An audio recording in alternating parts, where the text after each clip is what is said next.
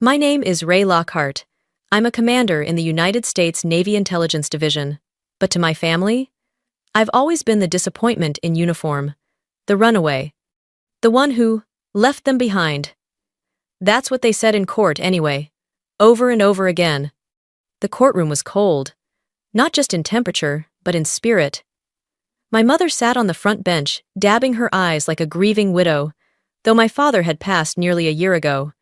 My brother Nathan leaned forward with his hands clasped his wedding ring, conveniently turned inward to hide the affair I'd uncovered last Christmas. And my younger sister, Elise, well, she didn't even look at me. Not once. They claimed I abandoned them, that I had no right to our father's estate, that I hadn't called, hadn't written, hadn't even shown up to the funeral. Lies manufactured and rehearsed. But I sat still, composed, watching them act like the victims. Then the judge, a silver-haired woman with a sharp voice and sharper eyes, glanced down at the folder in front of her. She adjusted her glasses, cleared her throat. And then she said it. "Commander Lockhart, would you care to respond?"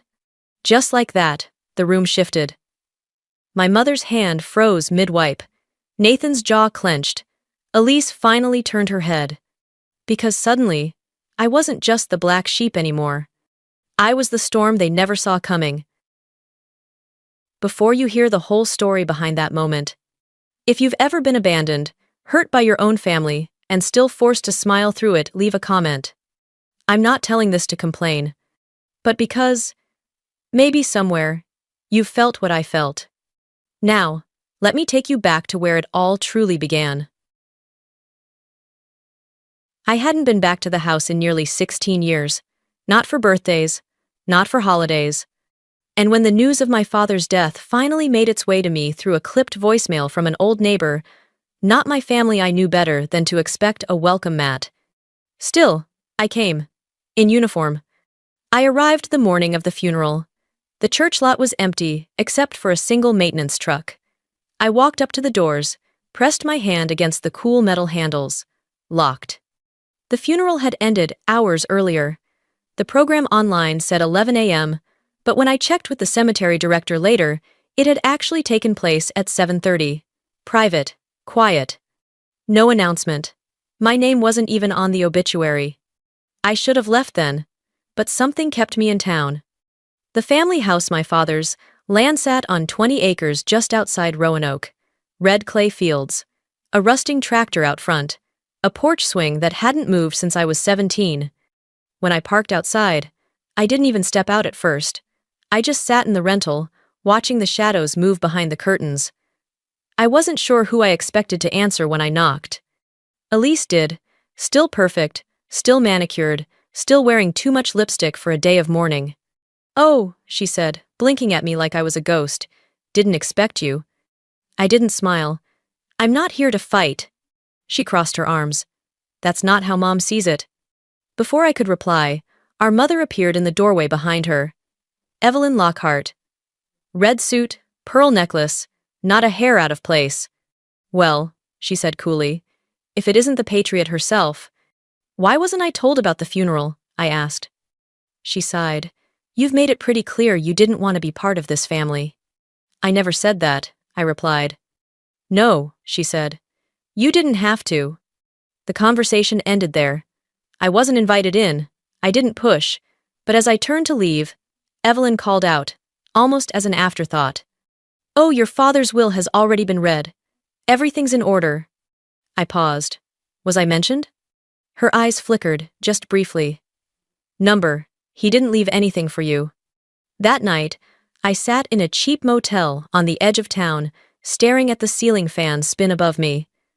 Something didn't feel right.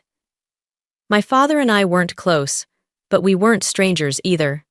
He used to write me letters during my first deployment, sign them with little sketches of eagles. He knew I wouldn't come home often, but he never made me feel guilty for serving. I remembered one Christmas, when I shipped him a bottle of scotch and a hand-written note. He sent back a photo of himself holding it, grinning in front of the old fireplace. He wasn't perfect, but he wouldn't have cut me out completely. 2 days later, an envelope showed up at the motel. No return address. Inside was a photocopy of what looked like a will dated 3 months before his death. My name was there, listed as executor of the estate. Included was a note scribbled in blue ink. This is the version I saw him sign. Get a lawyer, M. I stared at the signature. It was real. I recognized the shaky loop in the L, the way he always curled the bottom of the K like a tail. My father had included me. Someone had changed that. The next day, I drove back to Norfolk, walked straight into JAG headquarters, and sat down with a legal advisor. She referred me to a civilian estate lawyer who specialized in will disputes. He looked through the documents in silence. Then he looked up at me. This, he said, is fraud. We filed the petition that afternoon. I didn't tell anyone in my family. Not yet. Let them sit in their illusion a little longer. Let them think they'd erased me clean. They'd find out soon enough. The truth is, they started erasing me long before the will. I didn't see it at first, not when I left home at 18, with a duffel bag and a Navy recruitment folder. Not when I graduated from officer candidate school and got my first overseas deployment. Not even when I missed Nathan's wedding because I was stationed in Bahrain during an emergency lockdown. They told everyone I didn't care, that I didn't even bother to send a gift. But I had. A check and a card. Elise cashed it. Never mentioned it again. My mother used to tell people I was in communications, like I worked for some vague office in D.C. She never told them I was in naval intelligence. Never mentioned the ribbons, the citations, the promotion to lieutenant commander at 31. It didn't fit her narrative that I'd abandoned them, that I'd rejected our family values for metals and machinery. When I made commander, I sent a photo to Dad. Just the two of us smiling at my commissioning ceremony. I don't know what he did with it, but I never saw it on the mantle, never heard a word about it. Not until months later, when I got a postcard from him with just 4 words. Still proud, still watching. I didn't know it then, but that would be the last time he wrote me anything. The fracture started earlier than I realized. I found out through discovery documents from our attorney. Elise had obtained a general power of attorney from my father while he was undergoing treatment ostensibly to help pay bills. In those final 6 months, all financial decisions went through her, including the hiring of a new attorney connected to her boyfriend's firm. That's when the updated version of the will appeared, the one without my name. They told the judge I hadn't visited once in 15 years. What they didn't say was that I showed up 4 summers ago and wasn't even let past the porch. Elise had answered the door, same as always, arms crossed, smile tight. "Mom's sleeping," she'd said. "She's not up for guests." I left a tin of cookies I'd baked in the barracks kitchen. I found out later she tossed them. I tried to call Dad when I heard about his diagnosis. No one answered. The voicemail was full. Then the line disconnected entirely. I asked a fellow officer to help me find a forwarding address. There wasn't one. At the time, I chalked it up to illness. Now I know better. They didn't just forget me. They actively buried me. The day I received the phone records, it became obvious. There were dozens of outgoing calls from my father to a number just a digit or 2 off from mine. Close enough to be mistaken. Except, it wasn't mine. Never had been. It was a fake number. Someone had changed it in his contacts. Someone who had access to his phone. His care, his trust. That night, I sat alone in my apartment with every letter he ever sent me spread across the floor. There weren't many, but each one felt like a tether proof that I had mattered. At least to him. One of them ended with a line I'd read 100 times but never fully felt until now. "Don't let anyone rewrite you, Ray. They'll try. Don't let them." He must have known. At least part of him. He must have felt the pressure, the manipulation, the silencing that crept in when his strength started to go. But he hadn't fought back. Not directly. Maybe he couldn't. Maybe that's why he left the original will in someone else's hands. Maybe that's why he wrote 2 copies sewn official, one quiet. One for them. One for me. I wasn't going to let the fake one stand. I wasn't a ghost. I wasn't a shame. And I wasn't done. Not yet. By the time the court date arrived, the courtroom was packed. It wasn't just family, although they were there, of course. My mother sat nearest the front, flanked by Elise in a pale gray blazer and Nathan in a suit I knew he couldn't afford without the inheritance. A few family friends whispered in the pews behind them, clutching tissues as if preparing to mourn someone still living. They'd all bought the story. Ray the deserter. Ray the bitter daughter back to cause chaos. Ray who hadn't called, hadn't cared, hadn't come home. And then there was me. I wore my dress blues, not as a costume, not as a statement, but because truth deserves to walk in fully visible. The judge was late. Or maybe it just felt that way. I watched Elise whisper furiously to our attorney. I watched my mother glance over at me with thin-lipped disdain. She hadn't changed. She didn't need to. Her best manipulation had always been silence. When the bailiff finally called the room to order, the judge entered. Judge Karen Harlow, mid-60s, composed, and unlike anyone else in that room, completely uninterested in pretense. Opening statements were swift. My family's lawyer painted a picture of estrangement, a daughter who left, never looked back, and now showed up with paperwork and bitterness. A daughter who didn't attend her own father's funeral. A daughter who only cared about money. Then it was our turn. My lawyer stood and began slowly, methodically. We presented the original will, the notarized version, dated 3 months before my father passed, signed in the presence of 2 Navy officers, both of whom submitted affidavits. My name was listed as executor. My inheritance, the land, the home, and his personal accounts. Next came the phone records. 42 missed calls from my father to a falsified number, then the text logs from my old phone. Unreturned messages, photos of gifts sent home. Return receipts from packages Elise never acknowledged. Then we submitted handwriting analysis, comparing the fake signature on the revised will to Elise's known documents. The curve of the L, the downward stroke of the K, a near match. And finally, the video. It was grainy, dated 6 weeks before he died. My father sat on the back porch in his old flannel, voice worn but steady. His hospice nurse had recorded him leaving instructions, just in case. I don't know if Ray's coming back, he said. But I want her to know this land, this house, it's hers. She built her own life, and I've never been more proud. The room went still. Even Elise flinched. Then came the moment. Judge Harlow flipped through the files silently for a full minute. Then she looked up, eyes scanning the room until they landed on me. "Commander Lockhart," she said, voice cutting through the air like steel on glass. "Would you care to respond?" It was the first time my family heard the word commander attached to my name. Nathan blinked, visibly confused. Elise's jaw tightened. My mother's eyes narrowed like the floor had just shifted beneath her heels. I stood. "My name is Ray Lockhart," I said, keeping my voice even. "I've served this country for 20 years. I've been deployed across oceans, led teams through hurricanes and hostilities. I missed birthdays. I missed holidays. Not because I didn't care, but because duty called louder than resentment." I turned toward the bench. My father knew that. He never punished me for it. He sent me letters, kept my pictures.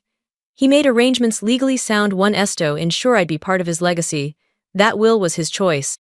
The version you were given is not. I paused.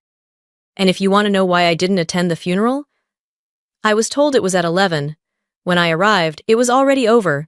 The time had been changed without telling me. I didn't miss his funeral. I was kept from it. There was a beat of silence. Not dramatic, just heavy, full of things that could no longer be ignored. Judge Harlow folded her hands. "Thank you, Commander." With that, the room was dismissed for recess. Elise stood so fast her chair screeched against the floor. Nathan looked like he wanted to speak but couldn't find the words. My mother didn't move. She just stared at me like I'd stolen something. But I hadn't stolen anything. I'd reclaimed it. When court reconvened that afternoon, the tension in the room felt like a taut wire ready to snap. Judge Harlow didn't waste time. She reviewed the legal filings again, then turned her attention to the screen beside her, the paused frame of my father, eyes tired but still sharp, sitting on that porch swing, declaring his wishes with more clarity than any will could fake. "I have reviewed all evidence," she said, her tone measured but final. "The testimony, the records, and the original notarized will leave no room for doubt." She looked at Elise, then at our mother. The court finds the amended version invalid. Power of attorney was abused. Executor status reverts to Ray Lockhart. The estate-land, home, and accounts will be transferred accordingly. In addition, a separate inquiry regarding potential fraud and document tampering will be passed to the Commonwealth Attorney's Office. Elise paled. Nathan's face drained of color. And my mother, she stood up abruptly. This is ridiculous, she hissed. She abandoned us. He was vulnerable. Judge Harlow raised a hand. Mrs. Lockhart, sit down. The courtroom echoed with silence. For the first time, my family couldn't spin the truth. Outside, cameras waited. A few reporters had picked up on the story military officer wins court battle over contested will. I gave no statements, no interviews. I walked past the noise like it didn't belong to me. Back at the courthouse steps, Elise caught up with me. Her face was red, furious. You don't deserve any of this, she snapped. You left. You weren't here. I turned to her, quiet but firm. And whose fault is that? I asked. You changed numbers. You lied. You made sure I wouldn't know he was dying. Then you pretended I didn't exist. She flinched, but only for a second. I did what I had to, she muttered. No, I said. You did what was easy, and you thought no one would ever call you on it. Nathan didn't speak to me. He followed our mother to the car, helping her down the courthouse steps like she was the one who'd been wronged. I didn't stop them. Truth doesn't need to scream, it just needs to stand. That night, I returned to the property, the house where I used to race toy boats in the pond behind the barn. I walked the perimeter, boots sinking slightly into the clay my father spent decades tilling. The porch swing still creaked, the air still smelled of pine and soil. But something was different. I wasn't a visitor anymore. I belonged. Inside, I found a dusty box in the attic labeled R.L. Inside, my old science fair medals, my first Navy letter of acceptance, even a childhood drawing I'd made of the house, complete with stick figure versions of Mom, Dad, and me. He'd kept it all. I sat on the wooden floor for a long time, the silence no longer cold, just honest. They had tried to erase me. But my father? He never did. 6 months after the verdict, I stopped thinking of the house as something I had to reclaim. It wasn't about ownership anymore. It was about purpose. I converted the southern acreage into a transitional sanctuary for female veterans. Not a shelter, not a charity, a space to recalibrate. We called it Lockhart Groundsa, place for women like me who came back from service not broken but misread. Each week, I walked the perimeter trails with new residents. We built garden beds. We sat on that same porch swing where my father once read the paper every morning. We talked about grief that didn't make headlines, about leadership, about silence, and what it costs. I kept the house modest. No press, no fanfare.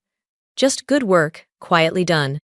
I never responded to Nathan's third email, or Elise's lawyer's request to open dialogue.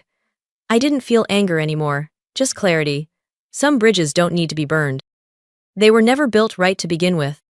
But one foggy morning in October, I heard footsteps on the gravel path. It was a girl, maybe 10 or 11, freckles across her cheeks, a book clutched to her chest. You're Ray Lockhart? She asked. I nodded. I'm Ava, she said, voice barely above the breeze. My mom's Elise. I blinked. She held out an old photom in uniform, standing next to Dad on the day I made commander. She said you help people. Like, people who've been gone a long time. I studied her. There was no accusation in her tone. Just wonder. Maybe a bit of hope. Well, I said slowly, opening the screen door behind me. We help people ready to find their way back, even if the road's a little messy. She stepped inside without another word. And as the door clicked shut behind her, something shifted. I had spent years trying to prove I wasn't what they said, trying to claw back space in a family that never truly saw me. But maybe legacy wasn't about being remembered by name. Maybe it was about leaving behind something better than what you survived. And in that moment, with Ava sitting across from me at my father's old kitchen table, I realized I hadn't just won. I had rewritten the story.